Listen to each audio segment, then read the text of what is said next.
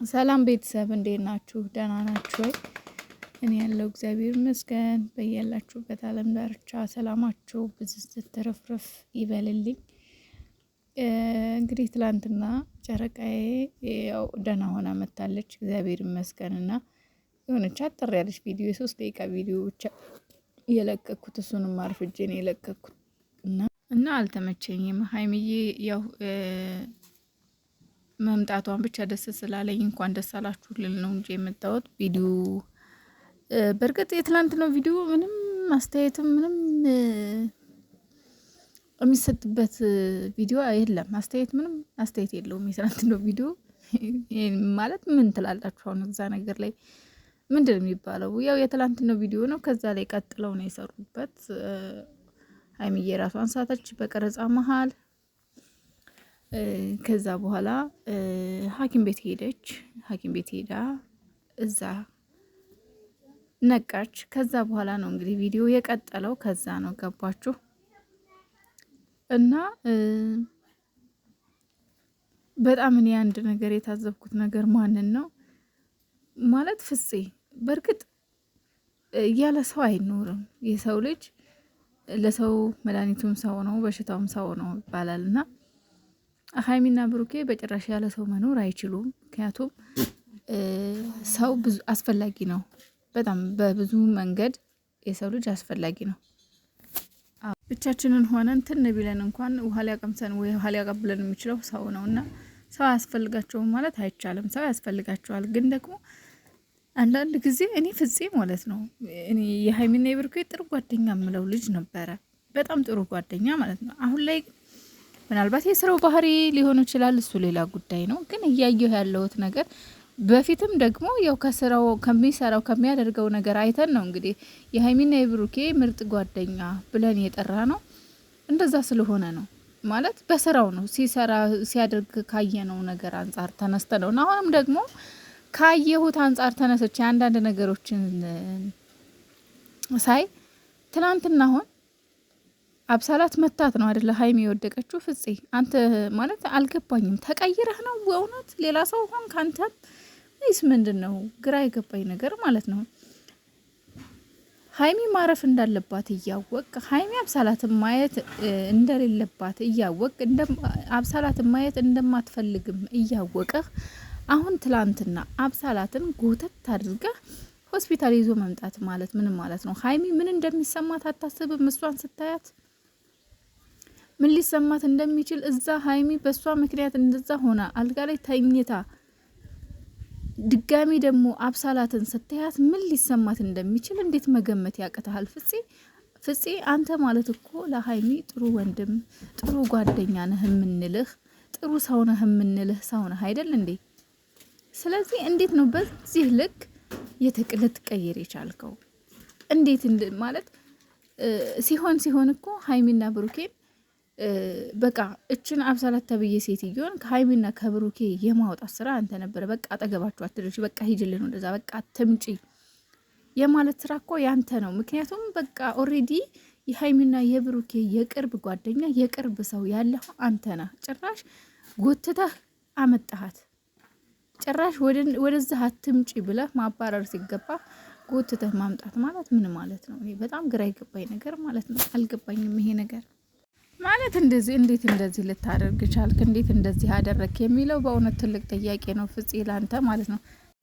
እና እስኪ እናንተም ጥያቄ ሆነባችሁ እንግዲህ አላቅም።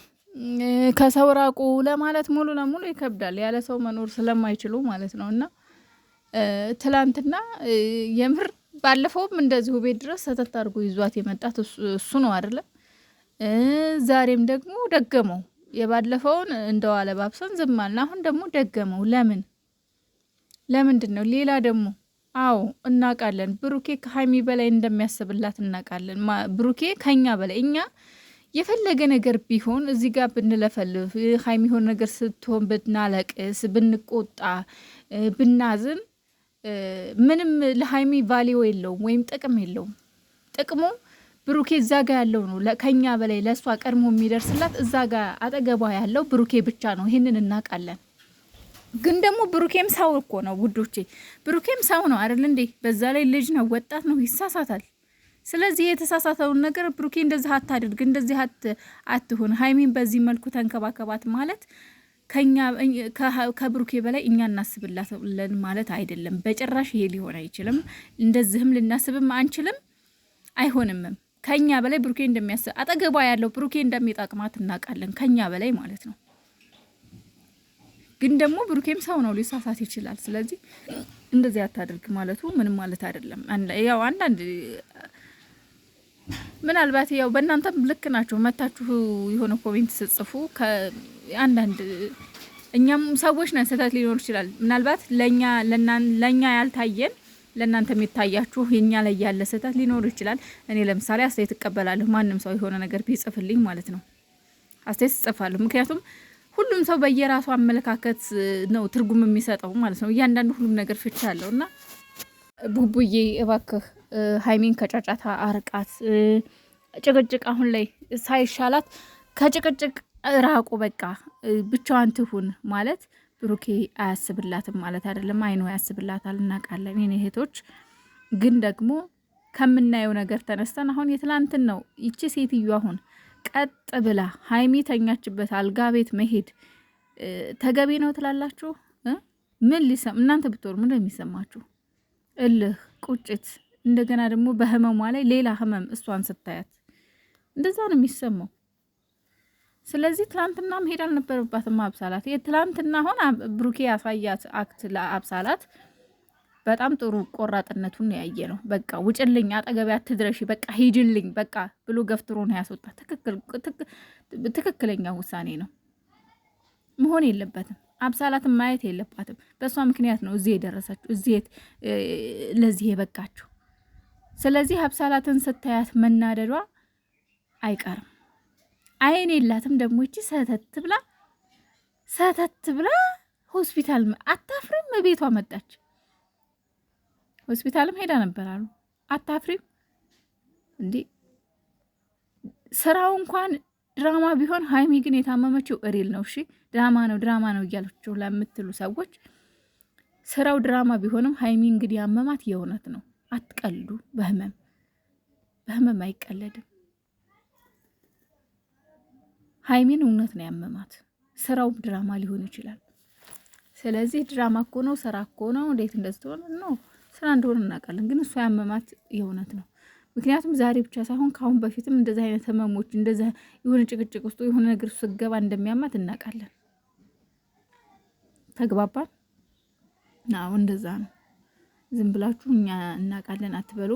ብሩኬም አንድ ሼር ያደረገው መልእክት አለ። እንግዲህ እያንዳንድ ሰዎች ትችት ምንድን ነው ብሎ ማለት ነው። ትችት አትስማ። ያው ማድረግ ያለባችሁን እናንተ ታውቃላችሁ። ሁሉም ሰው የራሱን ህይወት የሚኖረው ኑሮ የሚያውቀው ራሱ ነው። ስለዚህ ማንም ምንም ማለ ለዛ ሰው መልስ አትስጥ። ማንም ምንም ማለ አንተ ዋናው የምትኖረው ኑሮ ነው የሚወስነው እንጂ እኛ ብዙ ነገር እዚህ ጋር እንለፈልፍ እንችላለን። አንተ ነህ ለዚህ ያበቃሃት ብዙ ሰው በአንተ ምክንያት ነው ብዙ ትችት እንዳለበት እናውቃለን። ስቲል ሙሽዬ መዘቅዘቅ አሁን የምር በጣም ፌር አይደለም፣ ትክክል አይደለም፣ ነውር ነው በእውነት እና ፈጣሪ ከእናንተ ጋር ይሁን። ሀይሚዬም ዛሬ በደንብ ተሽሎሽ እንደምትመጪ ተስፋ አደርጋለሁ።